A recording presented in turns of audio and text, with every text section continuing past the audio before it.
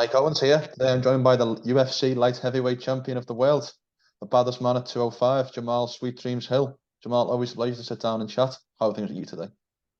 I'm good. How you doing, brother? I'm very well, my friend. Last fight all the way back in January. What's happened? Where have you been over these last 5-6 months? Been chilling, man. Been on champcation. Well deserved, well deserved. There's been a lot of controversy about the fact that Aljamain Sterling was fighting in May, and then he's making a quick turnaround in August. Some people saying the UFC put pressure on him. Was there any impetus from the UFC side to get you booked, to get you a quick turnaround, because it is, coming up to 6-7 months now since you've been in the cage? I've been ready to go.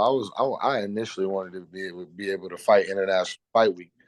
They're just waiting on Jiri, trying to figure out a time and everything that makes sense with that and things like that. They're saying what I've recently been told is that he's good to go. Now it's just about making a date. So we're gonna find a date. Is it definitely Jiri? Is he the next man no matter what? Yeah. That's the one we want to get done. You had the stare off with him a couple of months ago. What did you see when you looked into his eyes?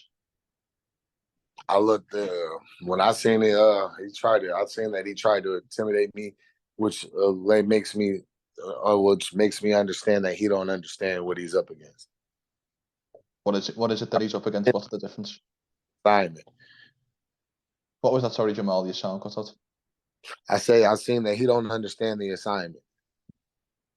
What do you make of the state of the UFC light heavyweight division? I mean, we're saying Yuri's next, but we've got a lot of other challenges. We've got Ankalaev, we've got Jan Blachowicz, Johnny Walker, Krylov are on good runs. What do you make of the top end, all these challenges? I think we're in a good spot. I think it's a lot of fun matchups to come, a lot of different matchups that we haven't seen, and it's a great time. It's a great time for the light heavyweight division.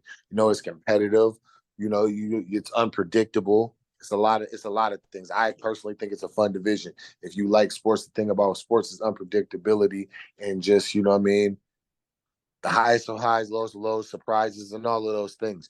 And it seems like now people have gotten to a point where it's like, oh, I want to be able to expect like this one dude's running through a whole division, and that's what makes the division great, which is dumb as hell to me. You know what I mean? So that's what I think. I think we're at a good spot. We had a rough patch last year with a lot of injuries to a lot of really good fighters and good talent. They're healing up. They're doing the things to come back, and I think we're about to be loaded for fun times at the 205 division. You look right at the top of the division. You already have me and Jiri. That's a great fight. They've already brought in. They've already booked Alex Pereira, however the fuck you say his name, to fight Jan Blachowicz. That's a great fight. I think they can book Magomed versus Johnny Walker. That'd be a good fight. Krylov is supposed to Rakic is supposed to be back. You can have Rakic go up against a Krylov. That's a good fight.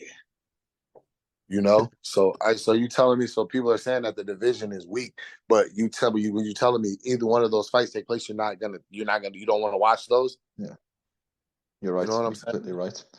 You mentioned the two men who are booked for UFC 291, Alex Pereira versus Jan Blachowicz. Who's your prediction for that fight?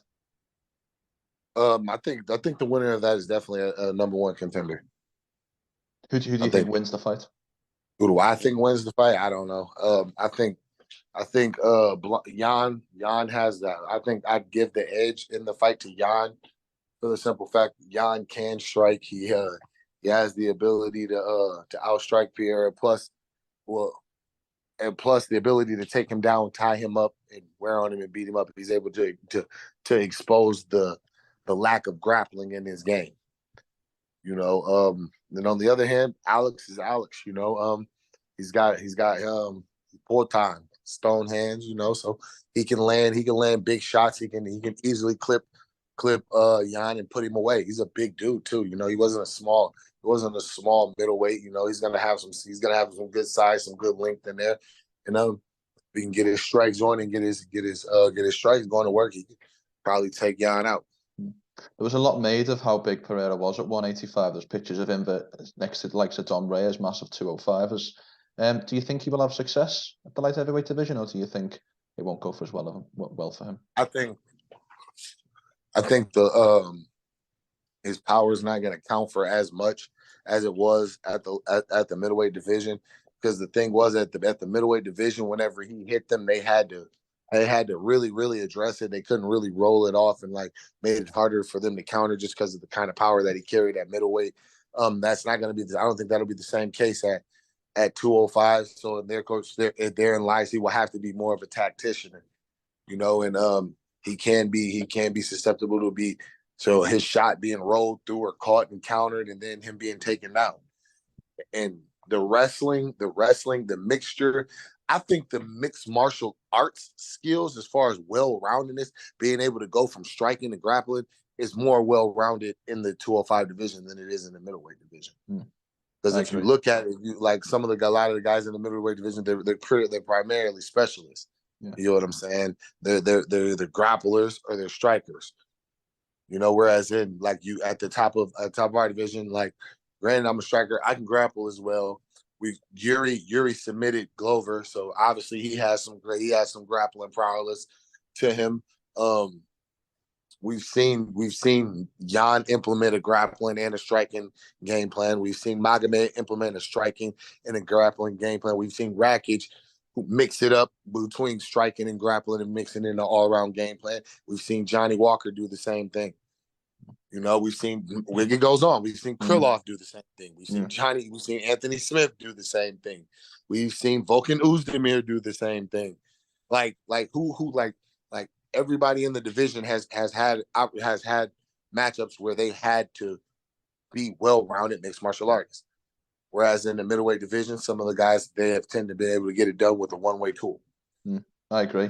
There was a lot of not controversy, but there was a bit of back and forth between yourself and a Bellator light heavyweight and Corey Anderson after Anderson's big win in his last fight. There's a lot said on Bellator's side about how they've got the best light heavyweights, the best 205ers. What is your response to not only Corey Anderson but also to Bellator itself?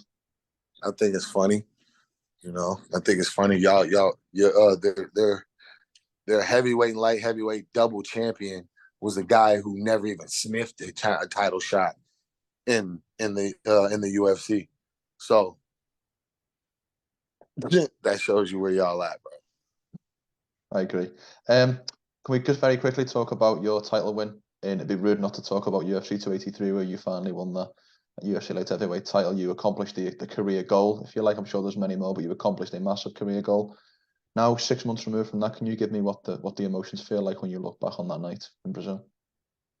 It feels like just a goal accomplished. You know, all that hard work and everything. You know, something to be proud of forever. You know, just the fact of I bet on myself.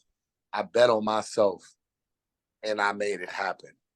You know, I had a vision. I had a true belief, and I went out and I banked on it, and you know, I was rewarded for it. I love it. Would you, in a similar vein, would you ever consider move up to heavyweight? Would you ever consider a move up to the likes of the current champion John Jones? Is that a fight that interests you down the line if you rack up these title differences? Yeah, 100%. Perfect. Yeah, 100%. Perfect. Last question from me, Jamal. I know you're a busy man. We talked at nauseum there. There's a lot of contenders chomping at the heels of the champion at 205. What is your message to any other UFC light heavyweight watching this? Come on in. Come on in. I'm not running. I ain't going nowhere. I'm here for everybody. These hands rated E for everybody. I love it. Jamal, thank you so much for your time. It was an honor to watch you win the light heavyweight title back in January. And I wish you the best of luck in your upcoming defense, my friend. Thank you, bro. Appreciate it.